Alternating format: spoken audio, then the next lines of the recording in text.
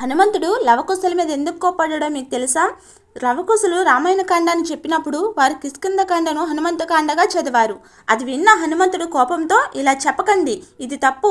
రామాయణం ఎవరు విన్నా కూడా సీతారాముల కష్టం మరి వారి ప్రేమ మాత్రమే కనిపించాలి అని అంటాడు. అప్పుడు వాల్మీకి మహర్షి, నువ్వు రాముల వారితో ఉండకపోతే శ్రీరాముడు సీతాదేవిని ఎప్పటికీ కనిపెట్టలేకపోయేవాడు అని అన్నాడు. దానికి హనుమంతుడు, నా రామచంద్ర ప్రభు లేకపోతే నాకు కదిలే శక్తి కూడా లేదు అన్నాడు. అప్పుడు వాల్మీకి, ఈ ఖండంలో అంతా శ్రీరాముడు, సీతాదేవి, అశోకవనము, హనుమంతుడు చాలా సుందరంగా ఉన్నాయి కాబట్టి ఈ కాండాన్ని సుందరకాండ అని పేరు పెడదాం అంటాడు.